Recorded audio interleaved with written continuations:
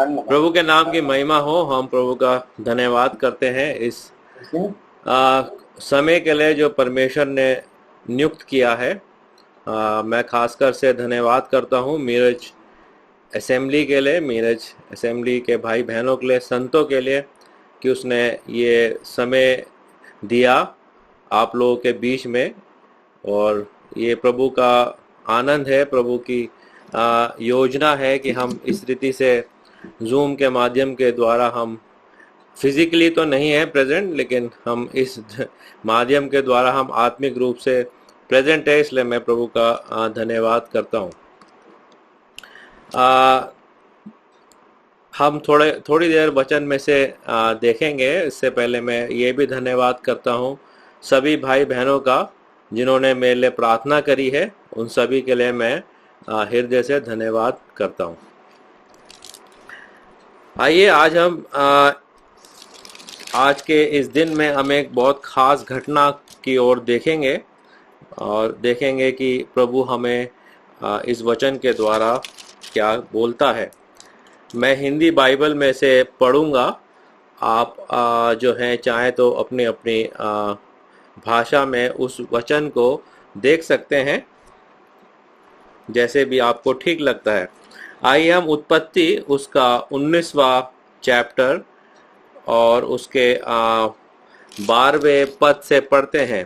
Genesis chapter 19 and verse 12। Let us turn to Genesis chapter 19 and verse 12। आइए हम इसमें देखते हैं कि क्या लिखा है।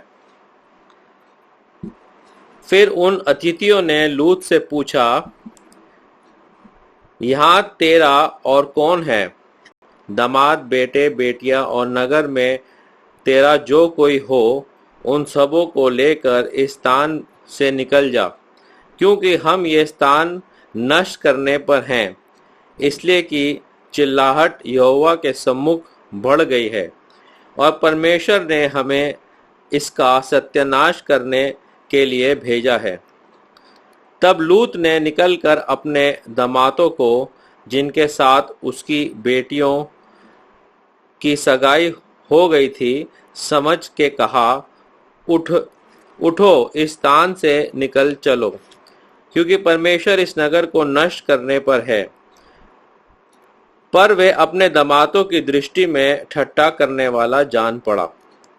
जब पौ फटने लगी तब दूतों ने लूत से जल्दी करने को कहा और बोले, उठ अपनी पत्नी और दोनों बेटियों को जो यहाँ है ले जा, नहीं तो तू भी इस नगर के अधर्म में भस्म हो जाएगा।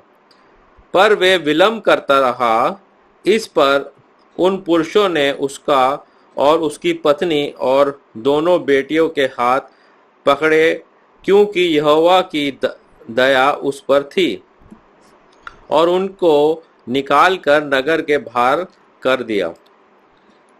और ऐसा हुआ कि जब उन्होंने उनको बाहर निकाला तब कहा, अपना प्राण लेकर भाग जा, पीछे की ओर से ना ताकना और तराई भर में न ठहरना, पर उस पहाड़ पर भाग जाना, नहीं तू भी भस्म हो जाएगा। लूत ने उनसे कहा, हे प्रभु, ऐसा ना कर। देख, तेरे दास पर तेरी अनुग्रह की दृष्टि हुई है और तूने इसमें बड़ी कृपा दिखाई है कि मेरे प्राण को बचाया है, पर मैं पहाड़ पर भाग नहीं सकता। कहीं ऐसा न हो कि कहीं विपत्ति मुझ पर आ पड़े और मैं मर जाऊं। देख, वे नगर ऐसा निकट है कि मैं वहां भाग सकता हूं और वहां छोटा भी है।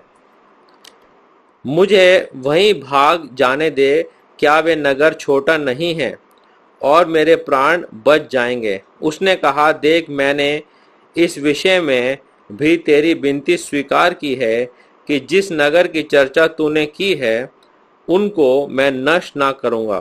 फुर्ती से वहाँ भाग जा, क्योंकि जब तक तू वहाँ ना पहुँचे तब तक मैं कुछ नहीं कर सकूँगा। इसी कारण उस नगर का नाम सोवर पड़ा। प्रभु अपने वचन पर आशीष दे। और ये सब घटना हम जानते हैं, हम इससे वाकिफ़ हैं। ये घटना इतिहास में एक बहुत ही ऐतिहासिक घटना है और ये परमेश्वर ने जो है हमें देखते हैं, हम नए नियम के अंदर भी इस घटना के बारे में वर्णन किया गया है। और हम जानते हैं कि ये घटना से बहुत कुछ उदाहरण भी हम नए नियम में देखते हैं। और ख़ास कर से आज जो है परमेश्वर ने ये वचन ये सामने लेकर आया है। एक तरीके से हम कुछ बातें इस घटना के द्वारा देखेंगे। मैंने पूरी घटना इसलिए नहीं पढ़ी क्योंकि हम सब जानते हैं कि क्या हुआ था सोदोम और गमोरा के अंदर। और हम जो हैं खासकर से आज एक विषय पर, एक शब्द पर चर्चा करेंगे। वो है जल्दी और वो है तुरंत, और हिंदी में एक और उसका मतलब है फुर्ती। जल्दी, तुरंत और फुर्ती, ये तीन शब्द जो हैं इसका एक ही मतलब है, परंतु तीनों की अपनी अपनी खासियत है। जल्दी की अपनी खासियत है, तुरंत की अपनी खासियत है और फुर्ती की अपनी खासियत है। तो तीनों शब्द अलग अलग जगह पे इंसान इस्तेमाल करता है। लेकिन जब हम इस घटना को पढ़ते हैं तो हमें एक शब्द जो बहुत महत्वपूर्ण इस घटना से आज के संडे के समय, रविवार के दिन जो हमें आता है वो है तुरंत और जल्दी। हम देखते हैं सोदोम और गुमराह के बारे में जब हम पढ़ते हैं, सभी को पता है कि परमेश्वर ने किस रीति से उनकी चिल्लाहट को अपने कानों में सुना था। और जब उसने देखा कि उस जगह पर जो है एक तरीके से पाप बढ़ गया है, और उस जगह पर परमेश्वर ने जब देखा कि इस रीति से क्या क्या वहाँ हो रहा है, तो परमेश्वर ने अपने मन में उसको मारने के लिए ठान लिया था। हम आते हैं पतरस और उसका दूसरा पतरस, उसका दूसरा चैप्टर और उसका पांचवें से पढ़ेंगे। चलिए, 2 पीटर चैप्टर 2 एंड वर्स 5। वे प्रथम युग के संसार को भी न छोड़ेगा, वरन भक्तिहीन संसार पर महाजल प्रलय भेजकर धर्म के प्रचारक नूह समेत 8 व्यक्तियों को बचा लेगा, और सोदोम और अमोरा के नगरों को विनाश का ऐसा दंड दिया कि उसने भस्म करके राख में मिला दिया, ताकि वे आने वाले भक्तिहीन लोगों की शिक्षा के लिए एक दृष्टांत बने। और धर्मी लूत को, जो अधर्मियों के अशुद्ध चाल चलन से बहुत दुखी था, छुटकारा दिया। क्या करा? छुटकारा दिया, क्योंकि वे धर्मी उनके बीच में रहते थे और उनके अधर्म के कामों को देख देख कर और सुन सुन कर हर दिन अपने सच्चे मन को पीटता करता था। तो प्रभु भक्तों को परीक्षा में से निकाल लेने और अधर्मियों को न्याय के दिन तक दंड की दिशा में रखना भी जानता है। तो यहाँ पर दूसरे पतरस में हम पढ़ते हैं इसके बारे में। पतरस लिखता हुआ बताता है सोदोम और अमोरा के बारे में कि किस रीति से परमेश्वर ने उनको जो है ताड़ना दी और क्यों दी। हम यहाँ पे देखते हैं सोदोम और गमोरा इतिहास में एक बहुत ही खास जगह है जो डेड सी कहलाती है अभी। और एक ज़माने में वो डेड सी नहीं थी, वहाँ बहुत हरियाली थी, बहुत अच्छी जगह थी। वहाँ पे बहुत ही अच्छा शोषण था, पाल पोषण था, और वहाँ पे बहुत ही खूबसूरत जगह हुआ करती थी। लेकिन अब हम देखते हैं वो दुनिया का सबसे नीचा स्थान है, सबसे लोएस्ट प्लेस है वो वर्ल्ड के अंदर, डेड सी।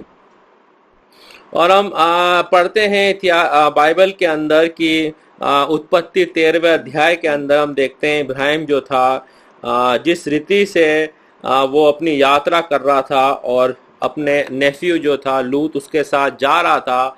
और हम देखते हैं जब वो उस जगह पर जा रहा था तो इब्राहिम के जो सेवक थे और लूत में कुछ कुछ वाद विवाद हुआ और दोनों आपस में झगड़ने लगे। और फिर इब्राहिम ने कहा कि ऐसा करते हैं कि तू जो है एक अलग स्थान पर चला जा और जो तुझे स्थान दिखता है पूर्व पश्चिम दक्षिण जहाँ तुझे अच्छा लगता है तू वो स्थान ले ले और जो तू स्थान चुनेगा उस स्थान में तो चला जा, मैं दूसरे स्थान पर चला जाऊंगा।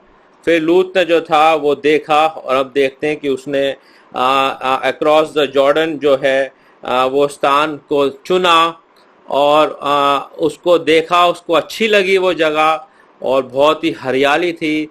और उसने अपनी पत्नी से पूछा कि तुम्हें कैसा अच्छा लगता है कि नहीं। उसने उसकी पत्नी ने कहा हाँ बहुत ही अच्छा है, कोई शक नहीं है इस बात में, इतनी अच्छी जगह है, इतनी हरियाली है, तो चलो हम वहाँ चले जाते हैं।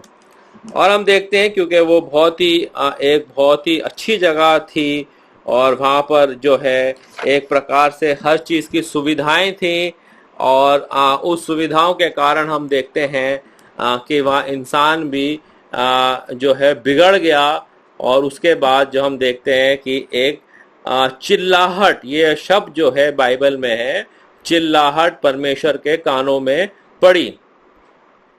और हम देखते हैं कि जो हमने अभी वचन पढ़ा उसमें अतिथि गण जो थे, जिस प्रकार से हम पढ़ रहे थे, अतिथि गण यानी कि जो स्वर्गदूत वहां पर आए थे वो एक समाचार के साथ आए थे।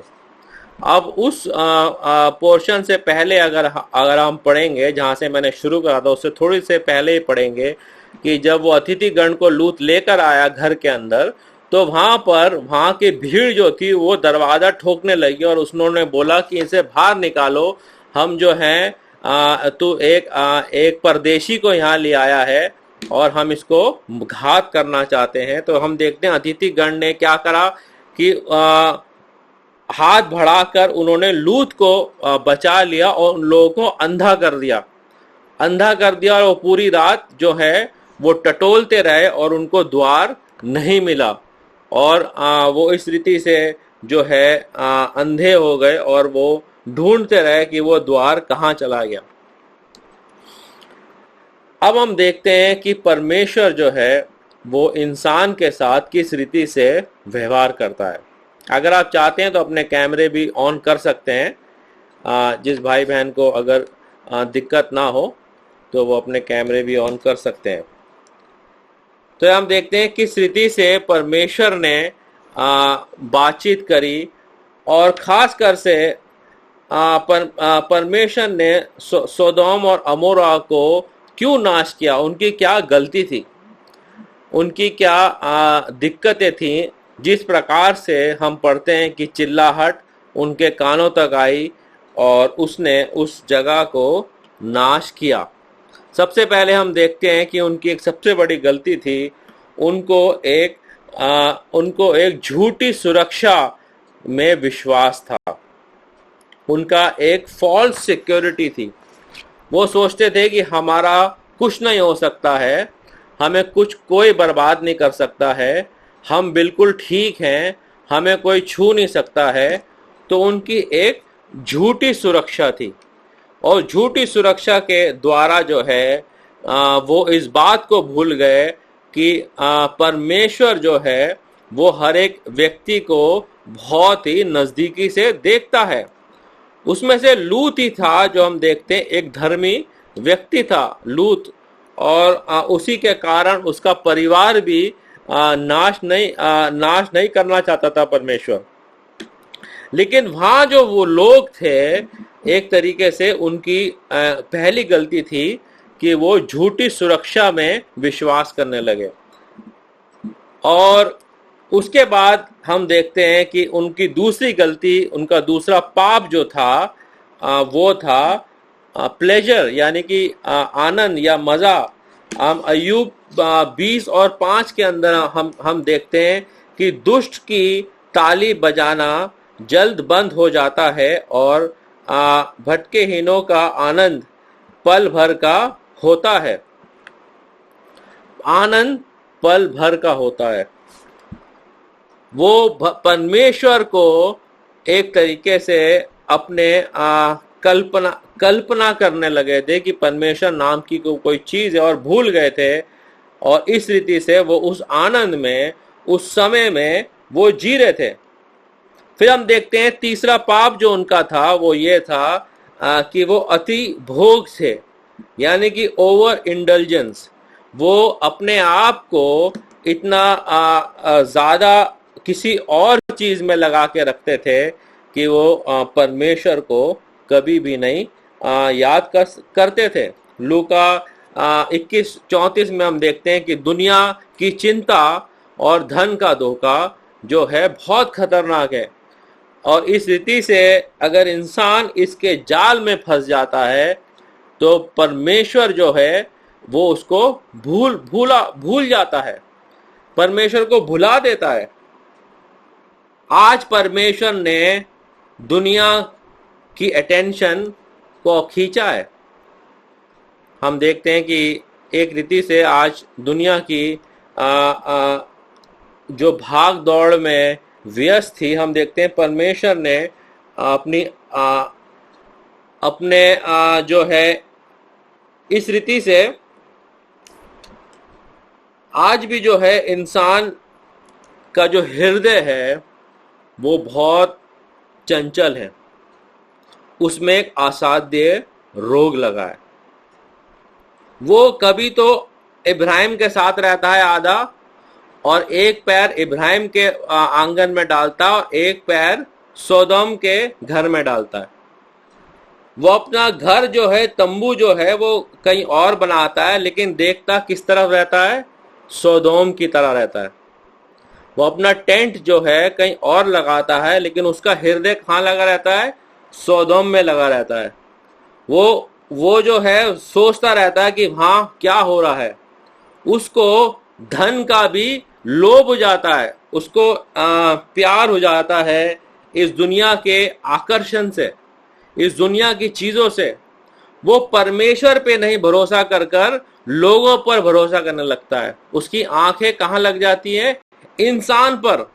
उसका डिपेंडेंस जो होता है वो परमेश्वर से हटकर कहाँ हो जाता है? लोगों पर हो जाता है। तो जब देखते हैं कि ऐसा होने लगता है तो ईवल ओवरकम्स देम, और एक तरीके से दुष्ट ताकतें जो हैं वो उसमें समाने लग जाती है, और परमेश्वर की हर रोज निंदा होती है। प्रिय भाइयों और बहनों, हम जो हैं अगर ये विश्वास करते हैं कि हम स्वर्ग में जा रहे हैं, जबकि स्वर्ग किसी ने नहीं देखा है, अगर हम विश्वास करते हैं कि हमारा नाम जीवन की पुस्तक में लिखा गया है, जबकि जीवन की पुस्तक किसी ने नहीं देखी है, तो जब हम इतना बड़ा विश्वास करते हैं तो छोटी मोटी चीजों पर हम विश्वास क्यों नहीं करते हैं? हम अपना भरोसा इंसानों पे क्यों लगाते हैं परमेश्वर से हटाकर? उसमें परमेश्वर की निंदा होती हम देखते हैं। और जब हम अपना डिपेंडेंस जो है, अपना जो दिल जो है वो परमेश्वर से हटाकर अपना और कहीं ना कहीं इस दुनिया में लगा लेते हैं, उससे बिना सहायता मांगे, तो हम क्या करते हैं? उसको शोगित करते हैं। इसलिए परमेश्वर कहता है या तो मैं हूं या तो मैं नहीं हूं। और हम देखते हैं कि हम जो हैं प्रतिदिन परमेश्वर अपनी ओर हमें खींच रहा है। प्रतिदिन परमेश्वर जो है हमें अपनी ओर खींच रहा है, ताकि हम अपने हम जो हैं क्या हो? स्वर्ग में जाने के लिए फिट हो। हमें तैयार कर रहा है वो, हर एक व्यक्ति को तैयार कर रहा है, मुझे भी तैयार कर रहा है, आपको भी तैयार कर रहा है, हर एक को तैयार कर रहा है स्वर्ग में जाने के लिए। और स्वर्ग में जाने के लिए जो है आज के समय में जो है हम देखते हैं कि फुर्ती कर, जल्दी कर, स्वर्गदूत आए थे और लूत जो था अभी भी इधर उधर घूम रहा था, विलंब कर रहा था। स्वर्गदूत ने कहा, अतिथिगण ने कहा, फुर्ती कर, जल्दी कर, समय निकलता जा रहा है, समय हाथों से निकलता जा रहा है, मैं आया हूं नाश करने। और इसलिए जो भी तेरे पास है उसमें तू जल्दी कर। परमेश्वर के पास अगर तूने कुछ दिल में छुपाया है उससे तू संदेह कर ले। अगर कुछ जो है किसी रीति से हम अटके हुए हैं कहीं, तो परमेश्वर जाके उससे मेल कर ले। हम हमारे जीवन में कोई भी अगर शंका है तो हम जल्द से जल्द जाकर जो है उसका सांठ घाट कर ले। एक जो शब्द आ रहा है आज सुबह वो है जल्दी, फुर्ती और तेजी से कर। आज परमेश्वर जो है स्वर्गदूतों को नहीं भेज रहा है, लेकिन वो अपने अपने वचन के द्वारा कह रहा है कि तुम जो देख रहे हो उस दुनिया के अंदर, ये कुछ भी नहीं है उस आने वाले महाक्लेश से जो एक दिन आएगा। और हम देखते हैं कि जब वो आएगा तो जो है हमारे पास शब्द भी नहीं होंगे उसको बयां करने के लिए। आइए हम प्रकाशित वाक्य में जाते हैं। प्रकाशित वाक्य उसका 3 चैप्टर, उसका पहला पद। ये सारदीस की कलीसिया है। सारदीस की कलीसिया के दूत को यह लिख, जिसके पास परमेश्वर की 7 आत्माएं हैं और 7 तारे हैं, वे यह कहते हैं कि मैं तेरे कामों को जानता हूं। तू जीवता तो कहलाता है परंतु मरा हुआ है। जागृत हो और उन वस्तुओं को जो बाकी रह गई हैं और जो मिटने को हैं उन्हें दृढ़ कर, क्योंकि मैं तेरे किसी काम को अपने परमेश्वर के निकट पूरा नहीं कर पाया। इसलिए स्मरण कर कि तूने किसी शिक्षा प्रसन्न की और सुनी थी और उसमें बना रहा और मन फिरा। यदि तू जागृत ना रहेगा तो मैं चोर के समान आ जाऊंगा, मैं चोर के समान आ जाऊंगा, और तू कदापि ना जान सकेगा कि मैं किस घड़ी तुझ पर आ पड़ूंगा। पर हां, सारदिस में तेरे यहां कुछ ऐसे लोग हैं जिन्होंने अपने अपने वस्त्र शुद्ध किए, अशुद्ध नहीं किए। वे श्वेत वस्त्र पहने हुए मेरे पास घूमेंगे, क्योंकि वे इस योग्य हैं। सारदिस एक ऐसी कलीसिया है जो सबसे अलग है। बाकी सारी कलीसियां, जो 7 कलीसियां, उसके बारे में हम उसका बैकग्राउंड देख सकते हैं, लेकिन सारदिस के बारे में ज्यादा कुछ नहीं लिखा। यहीं पे प्रकाशित वाक्य में हम देखते हैं इसे। और यहां पर हम देखते हैं सारदिस की कलीसिया एक बहुत बड़ा उदाहरण है, एक इंसान का और एक मृत दिशा का। और जो है परमेश्वर जो कहता है कि तुझमें फल क्यों नहीं लग रहे हैं। मती की पुस्तक में परमेश्वर ने कहा पेड़ अपने फल से पहचाना जाता है। अगर उसमें कोई फल नहीं लग रहा है तो कहीं ना कुछ गड़बड़ है। बहुत से लोग जो हैं इस समय ये जाने कि मुझ में किस प्रकार के फल लग रहे हैं, क्या मेरे में फल लगा है या नहीं, या मेरा पेड़ अभी तक सूखा है। अगर मेरा पेड़ फलदायक ना हो तो वो किसके काम है, काट डालने और आग में झोंकने के लिए। अगर आप घर में कोई पेड़ उगाएंगे और उसमें कोई फल नहीं लगेगा, और अगर उसमें खाद भी डालेंगे, पानी भी डालेंगे, हर रोज उसकी सेवा करेंगे, उसमें कुछ नहीं लगेगा, तो आपको दुख होएगा और एक दिन आप उसको निकाल के फेंक देंगे। इसी प्रकार फल लगना बहुत आवश्यक है। जिस पेड़ में कोई भी फल नहीं लगा, प्रिय भाई और बहनों, उसका उद्धार नहीं हुआ, वो धोखे में है।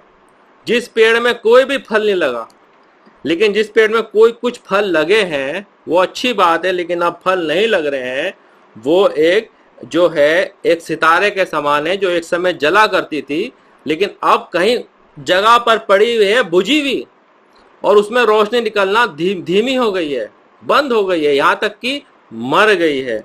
लेकिन परमेश्वर जो है वो कह रहा है कि नहीं, मैं तुम्हें आज बताने आया हूं, तुम्हें जागृत करने आया हूं कि जाग जाओ, क्योंकि जो है मैं चाहता हूं कि हर एक के जीवन में फल लगे। Out of you shall flow fountains of living water. इतनी बड़ी बात है, स्रोत निकलेंगे। अब कहाँ देखते हैं फाउंटेन ऑफ लिविंग वाटर, किधर है? हम देखते हैं कि परमेश्वर जो है वो चाहता है कि हर एक व्यक्ति उसमें और बढ़े और फले और उसके लिए लाभदायक हो। और हम देखते हैं जितना हम समय के नजदीक आते हैं, आज हमारे दुनिया में एक बहुत बड़ा क्लेश चल रहा है। आज आज हमारी दुनिया बदल गई है। हम वैसे नहीं है जो 4 साल पहले थे। आज बहुत सी चीजें अलग हो गई हैं। आज इंसान भी बदल गया है। लेकिन हम देखते हैं परमेश्वर के जो लोग हैं वो क्या कर रहे हैं, वो फुर्ती कर रहे हैं अब। और किसके लिए? कि परमेश्वर जो है एक संदेश भेज रहा है अपने लोगों को। प्रभु का हम धन्यवाद करते हैं कि परमेश्वर जो है विलंब करने में और क्रोध करने में बहुत विलंब करता है।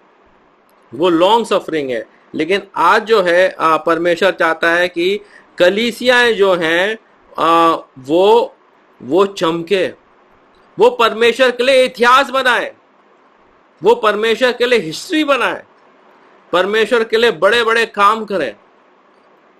मैंने बहुत समय पहले पूछा था एक जगह पर कि क्या आपको पता आपका आत्मिक वरदान क्या है?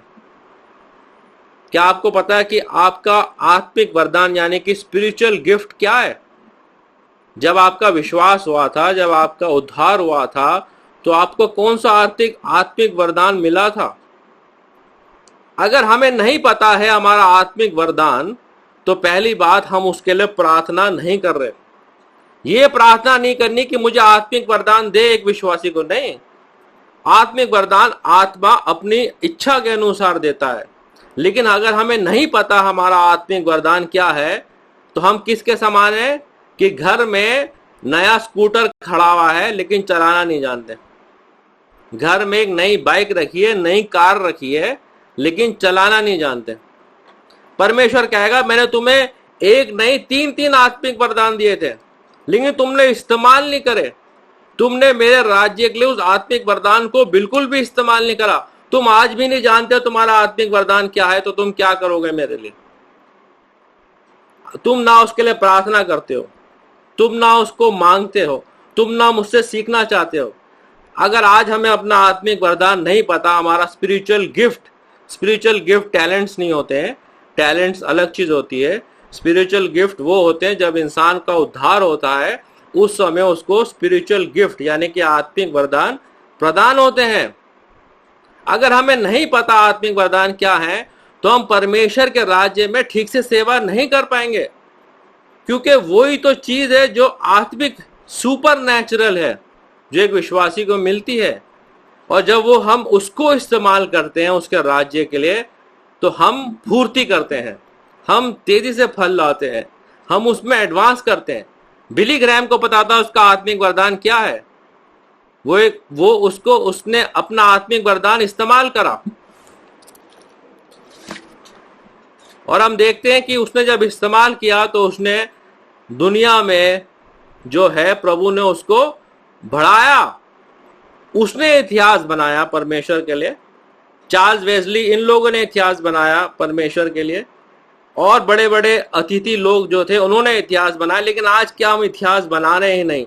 लेकिन अब समय आ गया है। सारदीस की कलीसिया को लिखते हुए परमेश्वर कह रहा है कि जो है तू जीवता तो कहलाता है पर मरा हुआ है। भाई और बहनों, ये वचन जो आया है ये मैंने नहीं चुना है, ना मैं किसी पर एंडोर्स करना चाहता हूँ। परमेश्वर की ओर से आया है। मैं चाहता तो खुशी की बात भी कर सकता था, तसल्ली की बात भी कर सकता था, लेकिन ये वचन नहीं आया मुझे तसल्ली का, खुशी का। लेकिन आज जो है सबके लिए, हर एक के लिए, हर एक जगहों के लिए जहाँ पर जो है हम इस तरीके से जो है थोड़ी बहुत सौदम हमारे में आ गया है। आज जो है परमेश्वर बहुत सफाई से कह रहा है, ये कह रहा है कि तू कि क्योंकि मैंने तेरे किसी काम को अपने परमेश्वर के निकट पूरा नहीं किया, इसलिए स्मरण कर कि तूने किसकी शिक्षा प्राप्त की है और सुनी थी, और उसमें बना रहे और मन फिरा। यदि तू जागृत ना रहेगा तो मैं चोर के समान आ जाऊंगा। आज प्रभु बहुत प्रेम करता है, इस कलीसिया को भी बहुत प्रेम करता है, लेकिन यहाँ पर कुछ लोग थे जिनके वस्त्र श्वेत थे। यहाँ पे कुछ ऐसे लोग थे जिन्होंने जे पाई, जिनके जीवन में फल लगते रहे, और जिन्होंने श्वेत वस्त्र पहने थे और उनके वस्त्र गंदे नहीं हुए। प्रभु जो है आज चाहता है कि हम परमेश्वर के लिए जो है हर रीति से जान पाए कि परमेश्वर ने मुझे जीवित क्यों रखा है। अगर मैं आज जीवित हूं तो मैं क्यों जीवित हूं। मैं भी होता कोविड-19 आ जाता है, मैं भी चला जाता, कोई बड़ी बात नहीं है। 4 दिन में लोग कोविड-19 से मर रहे हैं, 3 दिन में, 2 दिन में। मेरठ में, दिल्ली में एक लड़का 1 दिन में मर गया। 2 जवान ट्विंस थे, वो भी मर गए, क्रिश्चियन लड़के थे। बहुत जल्दी, तुरंत। अभी खबर मिली, अगली खबर फ्यूनरल की होती है। अभी खबर मिली एडमिट, अगली खबर फ्यूनरल होती है। बहुत जल्दी लोग जा रहे हैं। लेकिन अगर हम देखेंगे परमेश्वर ने हमें जीवित क्यों रखा है, क्योंकि हमें वो मौका दे रहा है।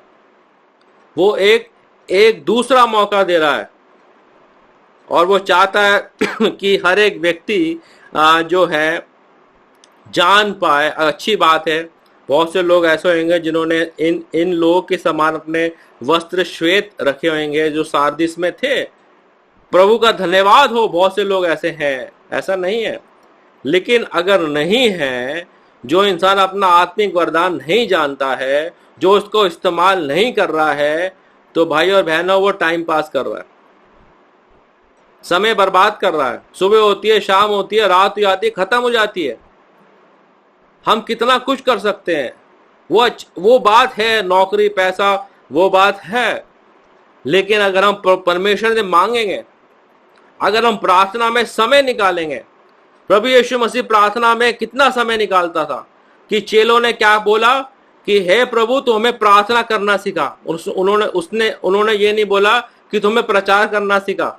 मत्ती की पुस्तक में हम पढ़ते हैं, teachers to pray, not teachers to preach. नहीं, हम कितना प्रार्थना में अपना योगदान कर रहे हैं, हमारी प्रार्थना का विषय क्या है। प्रभु यीशु मसीह सुबह सुबह चले आते थे प्रार्थना करने के लिए, और जब उन्हें मौका मिलता था तो सीक्रेटली चले आते थे, एकांत में खिसक जाते थे। हम पढ़ते हैं खिसक जाते थे। क्या हम खिसक जाते हैं प्रार्थना करने के लिए? क्या अपना कमरा बंद करके आज घुटनों के बल गिरकर आत्माओं के लिए प्रार्थना करते हैं? क्या हम उसके राज्य के लोगों को जो मरते जा रहे हैं उनके लिए प्रार्थना करते हैं? अच्छी बात है अगर कर रहे हैं, प्रभु का धन्यवाद हो। लेकिन जो है आज परमेश्वर बहुत सफाई से कहता है, मैं अपने अतिथि गण को भेज रहा हूं, उसकी सुन लो।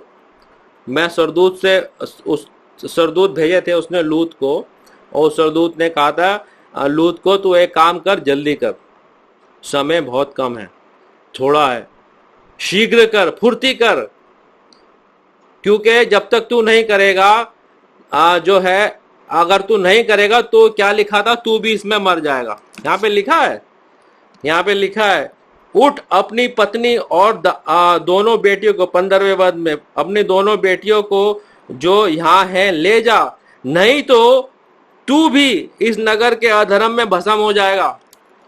नहीं तो तू भी भस्म हो जाएगा। जबकि वो नहीं चाहता था। अगर लूत नहीं भागता तो भी भस्म हो जाता। वो बात बहुत दुख की है कि उसकी पत्नी ने पीछे मुड़ के देख लिया। उसको मना किया था पीछे मत मुड़ना, और उसने पीछे मुड़ के देख लिया, मेरे बच्चे, मेरी दुनिया, मेरा ये, मेरा वो, और वो क्या हुई, नमक का खंबा बन गई। रिमेंबर लॉर्ड्स वाइफ, प्रभु यीशु मसीह ने खुद बोला, बहुत बड़ी बात है। प्रभु यीशु मसीह ने कहा लूत की उस घटना को याद रखो, रिमेंबर लॉर्ड्स वाइफ, जिसका हृदय सोदोम में था। आधा पैर इब्राहिम के खेत में था और आधा पैर सोदोम में था। ये आधी आधी जिंदगी से काम नहीं चलेगा। अगर हमारा आधा पैर संसार में हो और आधा पैर परमेश्वर में हो, आज परमेश्वर कह रहा है ठीक कर लो, शीघ्र करो, तुरंत करो और संदेह ना करो। ये जो है वचन जो है हम प्रभु की ओर जब देखते हैं, आज प्रभु बहुत अनुग्रहकारी है, बहुत दया करने वाला है, बहुत प्रेम करने वाला है, क्योंकि परमेश्वर नहीं चाहता कोई भी नाश हो। परमेश्वर नहीं चाहता कोई भी जो है जो वो देना चाहता है उसको प्राप्त ना करे। जब एक इंसान का उद्धार होता है, वो उसका बच्चा बनता है, तो परमेश्वर उसको आदम से ज्यादा भी प्यार करता है। आदम के लिए तो उसने जो था सारे दुनिया की सृष्टि बनाई और उसको कहा कि तू नाम भी रख ले। लेकिन एक बच्चे के लिए जो विश्वासी है, जो उसके खून के द्वारा बसता है, वो आदम से भी बढ़कर है, क्योंकि उसको खून से खरीदा है। उसको किसी वस्तु से नहीं, परंतु अपने ही खून से खरीदा है। तो कितना बहुमूल्य है, कितना सीरियस है। परमेश्वर आज कितना सीरियस है, कितना कुछ देना मांगता है, लेकिन हम लेना नहीं मांगते। वो कहता है लो लो लो, हम कहते हैं नहीं नहीं नहीं। वो कहता है लो बेटा, हम कहते हैं नहीं। और परमेश्वर याद रखिए राजा है, वो जबरदस्ती नहीं करता है। जिस प्रकार वो दृष्टांत को हम पढ़ते हैं, जिस दृष्टांत में लिखा था कि जाकर उन लोगों को विवाह में बुलाओ, आओ जी आओ, आओ जी आओ, आओ जी आओ, लेकिन लोग आए नहीं। कोई किसी के पास व्यापार में व्यस्त था, कोई वहां व्यस्त था। फिर उसने कहा ठीक है, तुम जाकर रोड पे चले जाओ, हाईवेज एंड हेजेस, और वहां से उन लोगों को कंपेल देम टू कम, उनको जबरदस्ती बुलाओ। और हम देखते हैं कि परमेश्वर आज बुला रहा है।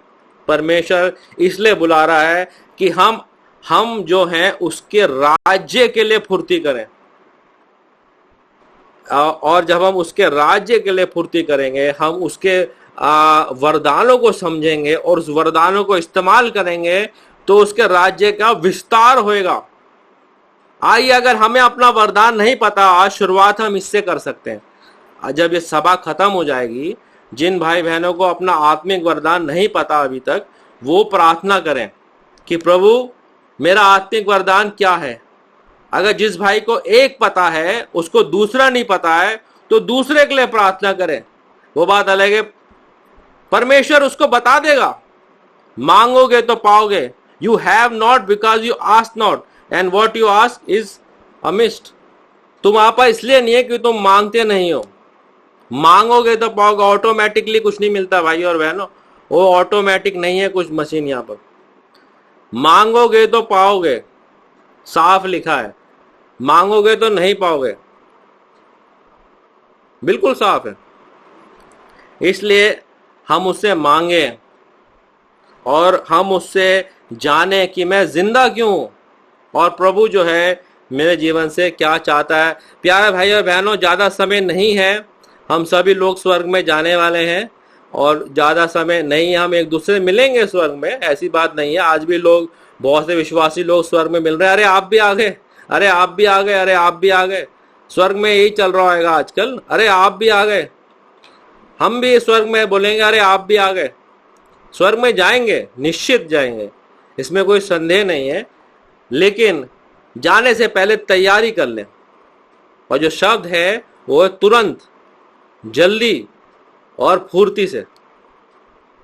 तुरंत, जल्दी और फुर्ती से, ताकि जब हमारा प्रभु यीशु मसीह हमसे मिलेगा तो उसके जो मुख से जो वर्ड निकलेगा वो होगा, well done thou my faithful servant.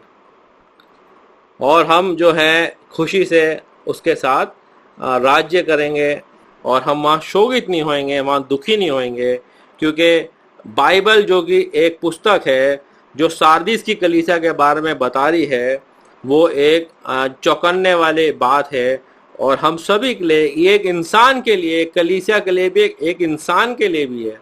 और हम जो हैं प्रभु की ओर देखें और पूरे दिल से, पूरे मन से जो है हम ये प्रार्थना करें, प्रभु तू मुझे जो है अपनी आत्मा से परिपूर्ण कर।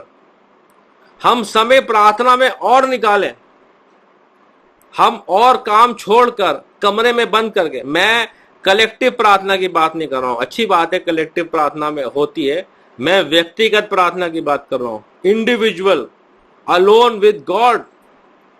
सब फेंक दो, मोबाइल फोन फेंक दो, सब फेंक दो, और एक ऐसा कमरा चुन लो जहां पर कोई डिस्टरबेंस ना हो, बंद कर लो, उसको ताला लगा दो, बैठ जाओ चुपचाप, कुछ मत बोलो।